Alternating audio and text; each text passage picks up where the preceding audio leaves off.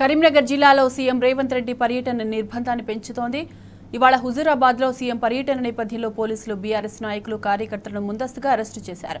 Arrest చేసిన వారిని విడుదల చేయాలని డిమాండ్ చేస్తూ ఎమ్మెల్యే పాడి కౌశిక్ రెడ్డి, ఎంపీ అభ్యర్థి వినోద్ కుమార్ హుజూరాబాద్ పోలీస్ స్టేషన్కు చేరుకుని ఆందోళనకు దిగారు. బీఆర్ఎస్ నాయకులను విడుదల చేయకుంటే స్టేషన్ ముందు ధర్నా చేస్తామని వారు హెచ్చరించారు.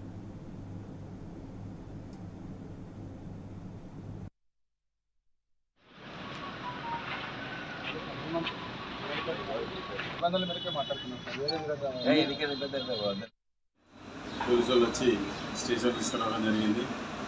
ఎందుకే తీసుకుపోతుందంటే తీసుకురమ్మని చెప్పి తీసుకురావడం జరిగింది. ఇక్కడ ఖచ్చితంగా తెలిసింది ఏంటంటే ముఖ్యమంత్రి పర్యటన ఉంది, ముందస్తుగా మిమ్మల్ని అరెస్ట్ చేస్తున్నామని చెప్పారు.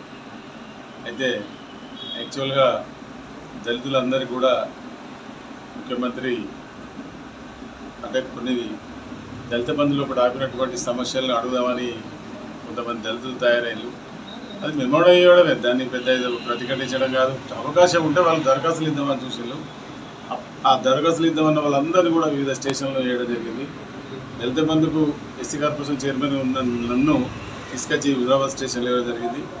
ఇది ప్రజాస్వామ్యం. ప్రజాస్వామ్యంలో కూడా ఏ పనులు కాకపోతే అడిగవలసిన అవసరం ఉంది, అడుగుతారు కూడా, తప్పలేదు. దానికి సమాధానం చెప్పాలి తప్ప ఇట్లా మమ్మల్ని అక్రమ అరెస్టులు చేయించి ఇట్లా కరెక్ట్ కాదు. ఎందుకంటే దళితుల జీవితాల్లో కూడా వెలుగు నింపాలని కేసీఆర్ గారు పెట్టినటువంటి దళిత బంధు పథకం, ఆ పథకాన్ని అందరికీ 10 లక్షలు రావాలని చెప్పి హుజూరాబాద్ను పైలట్ ప్రోగ్రాంగా తీసుకొని ప్రతి ఒక్కరికి 10 లక్షలు ఇవ్వాలని చెప్పి చేస్తే కొంతమందికి ఈ కొత్త గవర్నమెంట్ వచ్చిన తర్వాత కొంతమందికి ఫ్రీజ్ చేయడం జరిగింది.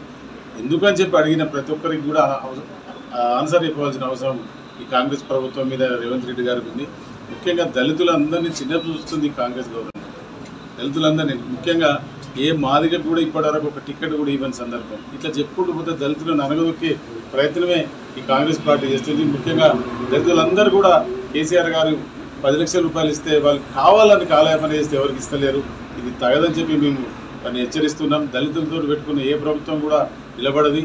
ఎందుకంటే దళితులే ఎవరికైనా కూడా శ్రీరామ రక్షగా ఉంటారు. కాబట్టి దయచేసి ఇప్పటికైనా మమ్మల్ని ఇట్లాంటి అరెస్టు మానుకొని దళితులందరూ కూడా దళిత బంధు పథకం వర్తించాలి. ఈ రాష్ట్రంలో కూడా దళితులందరికీ ఇవ్వాలి. 12,000 రూపాయలు ఇస్తా, 12 లక్షల రూపాయలు ఇస్తా అని చెప్పి మీరే కదా చెప్పింది.